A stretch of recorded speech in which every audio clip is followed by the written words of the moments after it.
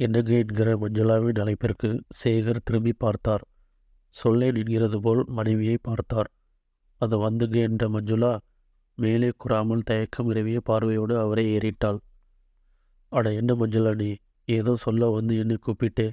சொல்ல நினைச்சதை சொல்லிட வேண்டியது தானே. அப்புறமும் ஏன் தங்கிக்கிட்டே நிற்கிறேன்? சொல்லு, எதனாலும் சொல்லு மஞ்சுளா என்று கூறினார். டையை இறுக்கி கட்டிக்கொண்டே மனைவியை ஆழமாக பார்த்தார். நம்ம விஜயை பற்றி தாங்க. அவளை பற்றி என் மனசில் இப்போ ஒரு உறுத்தல் விழுந்திருக்கு.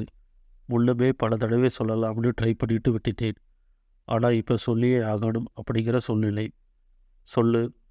அது வந்துங்க நம்ம விஜி அடிக்கடி யாரோட ஒருத்தட்ட ஃபோனில் பேச ஆரம்பிச்சிருக்காங்க. காலேஜ் போகிற பொண்ணு. அதுலேயும் நம்ம விஜி கொஞ்சம் சோசியலாக மூவ் பண்ணுற டைப். யாராச்சும் காலேஜ் மேட்டராக இருக்கும்.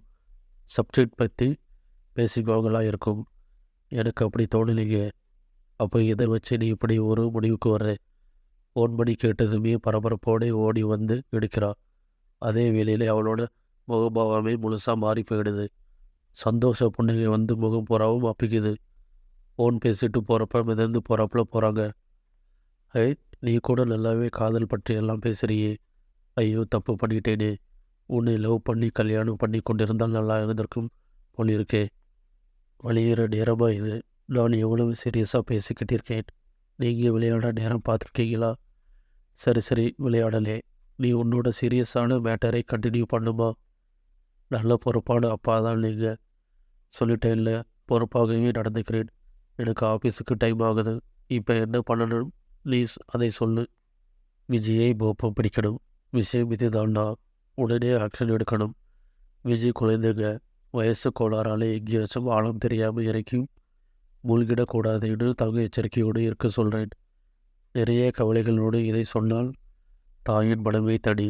அது கொண்டிருக்கும் அக்கறையே தனி. இதுவரையிலும் சற்று மேம்போக்காகவே பேசிக்கொண்டிருந்த சேகரிடம் இப்போது ஒரு அழுத்தம் வந்திருந்தது. மஞ்சுளா அபிப்பிராயப்படுவது போல் மூழ்கிய பெண் தூக்கி நிறுத்த முயல்வதை விடவும் மூழ்குகிற அடையாளங்கள் தெரிய வரும்போதே காத்துக்கொள்ள முயல்வது தானே புத்திசாலித்தனமானது என்று எண்ணினார். சரி மஞ்சுளா, என்ன செய்யணும் சொல்லு என்று கேட்டார். இன்னைக்கு மதியம் அரை நாள் லீவு போட்டுட்டு வீட்டுக்கு வாங்க. விஜி 4 மணிக்கே காலேஜ் விட்டு வந்துடுவா. நீங்கள் உங்கள் ரூமில் தூங்குறாப்புல பாவனை பண்ணிவிட்டு விஜயோட ஒவ்வொரு அசைவையும் நோட் பண்ணுங்க. அப்புறம் உங்களுக்கு ஏற்படுகிற அபிப்பிராயத்தை பொறுத்து மேல் நடவடிக்கைக்கு போகலாம் என்றாள் மஞ்சுளா. ஓகே ஓகே என்றார் சேகர்.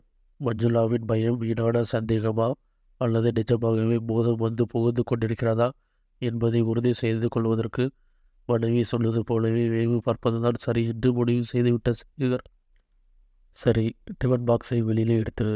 மதியம் வீட்டில் வந்தே சாப்பிட்டுக்கிறேன் என்றார். சரிங்க என்றவள் தோல்பை திறந்து டிஃபன் டப்பாவை வெளியே எடுத்து கொண்டாள். சேகர் கிளம்பினார். ஏதோ ஒரு அழுத்தம் குறைவது போல் பட்டது மஞ்சுளாவிற்கு. கவலையை பகிர்ந்து கொள்கிற போது குறையும் தானே. சொல்லிவிட்டு போனது போல் மதியமே திரும்பிவிட்டார் சேகர். மாலை ஆனது. மஞ்சுளா சந்தேகப்பட்டது சரிதான் என்பதை விஜி நிரூபணம் செய்துவிட்டாள். அப்பாடி, என்னமாய் குலைந்து குலைந்து இழைந்தாள் போனில். நிச்சயமாய் இது வெறும் ஃப்ரெண்ட்ஷிப் மட்டுமல்ல. மனதை பறி கொடுத்துவிட்டு மனதை படுக்குவதற்கு அலைகிற அலைச்சலே தான். அவன் யார் என்பதை அறியவோ அவளின் காதலை அங்கீகரிப்பதா மறுப்பதா என்று குழம்பவோ சேகர் தயாராக இல்லை. இது வெறும் டீனேஜ் பருவ கோளாறு மட்டும்தான். படிக்கிற வயதில் வாழ்க்கை துணையை தேர்வு செய்கிற பக்குவம் ஒன்றும் கிடைத்து விடாது. படிக்கிற போது வாழ்க்கை துணை பற்றிய நீ நினைவே வரக்கூடாது. அப்படி வருமானால் அதனால் மனசும் படிப்பும் கெடுவது மட்டுமே ஒரே பலனாய் இருக்கும் என்று முடிவு பண்ணிவிட்ட சேகர் இனிமேல் அவளை திசை மாறி வர செய்வது ஒன்றுதான் வழி என்று தீர்மானித்து விட்டார். மனைவியிடம் இதை கூறி அவளின் அபிப்பிராயத்தை கேட்டார். அவள் யோசனை பண்ணவே இல்லை. இதுதாங்க சரியான முடிவு. அவள் தானாகவே உணரணும். தான் பண்ணுறது தப்புங்கிறதை உணர பண்ணணும். நேரடியாக நாம் இதை பற்றி அட்வைஸ் பண்ண போனால் நாம் எதிர்பார்க்கிற பலன் கிடைச்சணும்னு நினைக்க முடியாது. உள்ளிலே சிக்கிவிட்ட மெல்லிய துணி போடுங்க அவள் பிரச்சனை. பக்குவமாக தாங்க கையாளணும் என்று அவரை இனசரித்தை கூறினாள். இருவரும் யோசிக்கலாயினர். தங்களின் ஐடியாக்களை பரிமாறிக்கொண்டனர். தங்களது ஒரே மகளின் வாழ்க்கை பிரச்சனையை எப்படியாவது சுமூகமாக தீர்த்து வைக்க முயற்சி பண்ணுவது என்று தீர்மானித்து கொண்டார்கள்.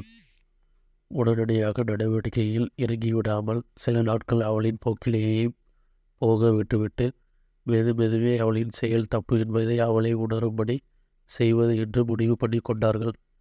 வழக்கம்போல் அன்றும் அவளிடம் போனிலே அரட்டை அடித்துவிட்டு மிகவும் உற்சாகமுடன் தனது அறைக்குள் நுழைந்தாள் விஜி.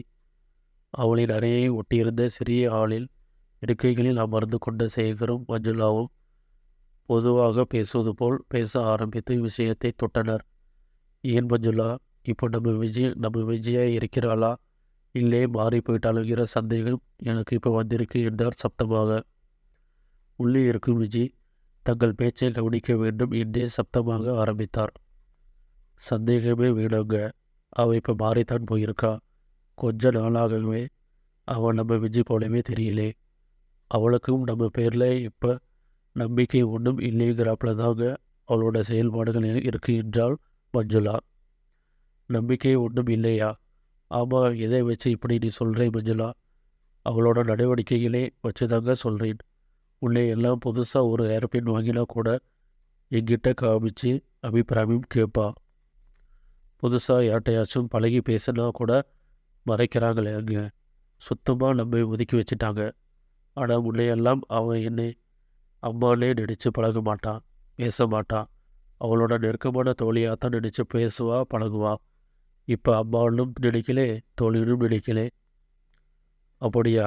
ஒருவேளை நீ தான் அம்மா மாதிரியோ தோழி மாதிரியோ பழகாமல் விலகி போறியோ என்னவோ? நிச்சயமாக இல்லைங்க, நான் இப்போ போல தாங்க இருக்கேன். அவள் தான் மகளாவோ இல்லை தோழியாவோ நடந்துக்கலை என்கிட்ட. மாறி போயிட்டாங்க. அவள் வித்தியாசமாக நடக்கிறாங்க இப்போ. அதுக்கு ஏதாச்சும் காரணம் இருக்கணுமே மஞ்சளா?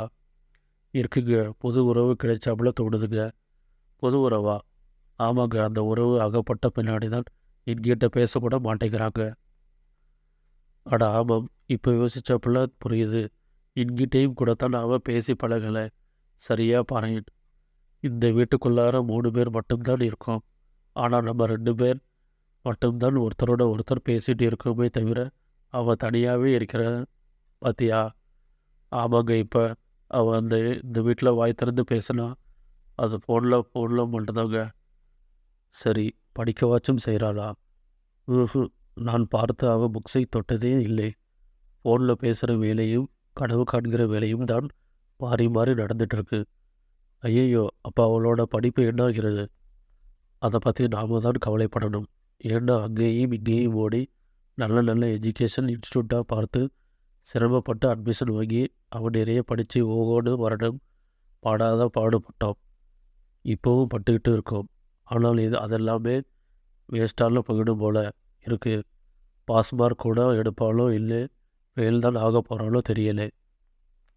கடவுளே அவளை ஃபாரின் கூட அனுப்பி படிக்க வைக்க பிளான் போட்டிருந்தேனே, எல்லாத்தையும் நாசம் பண்ணிடுவா போல் இருக்கே.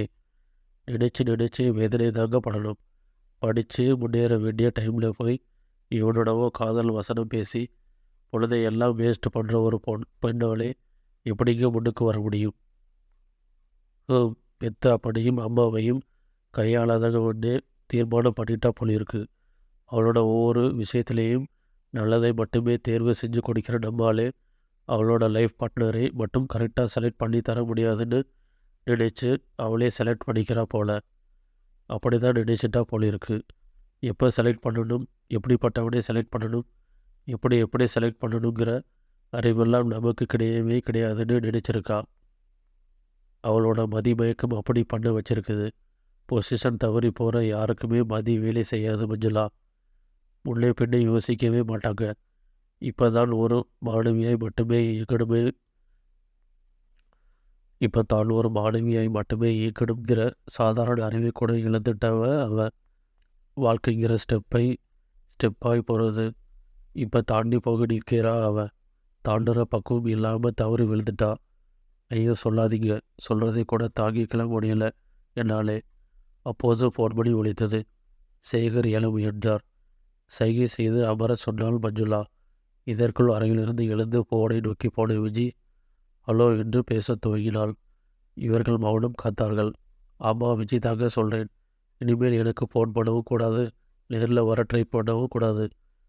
அதுக்கெல்லாம் இனிமேல் ரெஸ்பான்ஸே இருக்காது. சாரி, வெரி சாரி, வச்சிடுங்க ஃபோனை. இதை நீங்கள் பண்ணுற லாஸ்ட் ஃபோனாக இருக்கட்டும். எல்லாத்துக்கும் குட் பை என்றாள். இதனால் வரையும் அவள் பேசிய சப்தம் வெளியில் வர கேட்காத அளவுதான் இருந்தது. இன்று இவர்களுக்கும் கேட்கும் அளவிற்கு இருந்தது. கேட்க வேண்டும் என்று தானே பேசியதே. அறைக்குள் போகிற போது அவளிடம் சுய வெட்கம் இருந்தாற்போல் தெரிந்தது. பழைய விஜயாகவும் தெரிந்தது. சேகரும் மஞ்சளாவும் தங்கள் திட்டம் நல்லபடியாக முடிந்தது என எண்ணி நிம்மதி பெருமூச்சிட்டனர்.